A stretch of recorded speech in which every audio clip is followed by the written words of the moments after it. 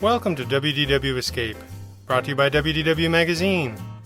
This week, go on a journey of time and space with us as we imagine the Festival of Fantasy.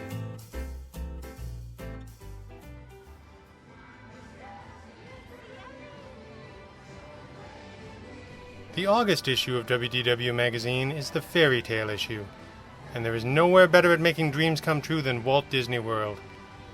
Many of our most beloved Disney friends come straight from the world of fairy tales, and at the most magical place on earth they have an entire land to call their own, Fantasyland. But every day, this armada of princesses, princes, pirates, and more sail forth through the heart of the Magic Kingdom in a display of might, and prove beyond a shadow of a doubt that Fantasyland is the most beloved realm in the kingdom, and that fairy tales will always rule the hearts of Disney-loving children of all ages, from the tall to the small. Or rather, they used to do that. But for reasons that we are all tired of, we haven't been able to crowd along Main Street and celebrate with this beautiful parade in quite some time. We hope the very near future will allow for the triumphant return of this much-loved Disney tradition. But in the meantime, let us wait patiently together and remember the wonder and majesty of the Festival of Fantasy Parade. The trumpets sound a fanfare fit for royalty. Hear ye, ladies and gentlemen, boys and girls, welcome to the Magic Kingdom. You are warmly invited to join Mickey Mouse and his Fantasyland friends for a magical celebration in the streets. Dreams will come true, and you will become part of the magic. For the time has come to take your places and prepare to welcome the wondrous and wonderful Disney Festival of Fantasy Parade! If we imagine it together, it almost appears before us, rolling toward us from the Castle Hub, sweeping down Main Street, USA like a force of nature, the excitement of the crowd growing to a fevered pitch as we glimpse the details we remember and love. A procession of royal courtiers in yellow lead the way, as the Princess Garden float rolls into view, festooned with flowers and carrying a royal assembly.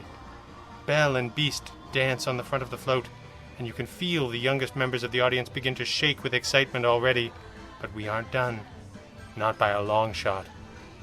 Cinderella and Prince Charming are here, and Tiana with Prince Naveen, and at the very tail end, the flowers give way to a snowy wonderland, and Anna and Elsa wave to the star-struck crowd. It was at this point, on the first of many visits, that my daughter began to jump up and down, which she would not stop doing until the parade was over. She isn't 4 years old anymore, and hardly ever jumps. But when I remember my Festival of Fantasy, that little girl is still there, bursting with excitement, perhaps like someone you remember. What's next? Dancers dressed for the Lantern Festival? The mime from the Snuggly Duckling? Can this longboat be the property of Princess Rapunzel? Yes, it can. Together with a smolder-worthy Flynn Rider and a very serious-looking Maximus, the crew of Tangled brave dangerous-looking pendulums and a horde of ruffians in their quest for adventure. Magic and music under the sea come next, with Ariel riding high above on a seashell throne atop a majestic music box celebration of favorite characters, accompanied by dancers in truly outrageous and stunning costumes. The crowd is overwhelmed now, and likely to stay that way. We are completely under the power of the fairy tales. Thousands of happy people bopping and weaving together to the music and the magic. High-stepping Lost Boys take the stage now, saluting their captain, Peter Pan, flying high overhead with Wendy and Tinkerbell on a stolen pirate ship. Captain Hook hasn't given up, though. He clings to the anchor far below, ready to make one last desperate play for vengeance. The massive form of Tik-Tok the crocodile following behind does not bode well for Hook, but it enchants the young pirates in the crowd. A float shaped like a massive bagpipe preceded by kilt-wearing Highland dancers? It can only be Princess Merida, saluting and waving as she rides in glorious independence to the delight of the crowd, at least one of whom is still jumping up and down in my memories. And what happens next? Only the most staggeringly astounding thing that I could possibly conceive in a parade already full of amazing things. Can you imagine going to work and even suggesting the construction of a Maleficent in dragon form, reimagined as a clockwork steampunk automaton? That's the sort of thing that is inconceivable anywhere else in the world, and just another day at the office at Walt Disney World. 53 feet long and 26 feet tall, fully articulated and majestic. This dragon would be astonishing even if it didn't breathe fire and battle Prince Philip, but of course it does. Can you remember your amazement the first time you saw it? The magic will live with you always, and make you want to experience it again and again. How do you top that? What on earth do you do for a finale? How about a massive procession of fairy tale favorites from Pinocchio, Snow White and the Seven Dwarfs, Alice in Wonderland, and more? Monstro the Whale, Dumbo and his pink elephants, Donald and Daisy Duck, and a cornucopia of extras from Fantasia.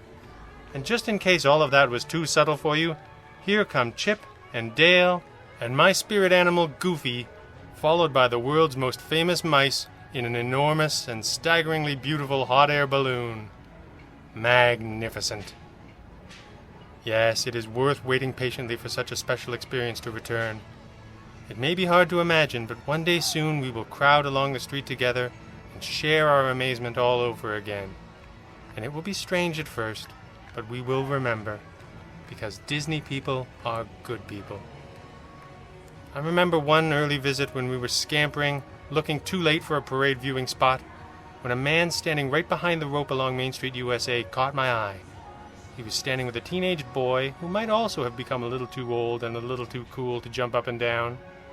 The man pointed to my kids, took a step back, and pointed to the space right in front of him, right behind the coveted rope. We took our cue and bundled the kids into the spot offered by our new best friend, taking a spot a few feet further back with the other tall people, while my kids enjoyed the most perfect view they had ever had of the most perfect parade that there ever was. Sometimes you wish that you had said a proper thank you after it was too late, and I'm happy to say this was not one of those times. I shook that man's hand and thanked him from the bottom of my heart for his kindness and the way he made their day when he absolutely did not have to. He seemed a little overwhelmed, as if he hadn't done anything special, but I saw the look in the eyes of the teenager standing with him. He knew darn well that his dad was a great guy, and he was proud to see him get the thanks he deserved for what was probably only one of the random acts of kindness he had done that day. The look in that boy's eyes has stayed with me, and I fight to remember to be worthy of such light myself. When we can all at last come together again, if we can all try and bring a little of that kindness to the way we share our experience with others, the magic will be very real, and more than just a fantasy.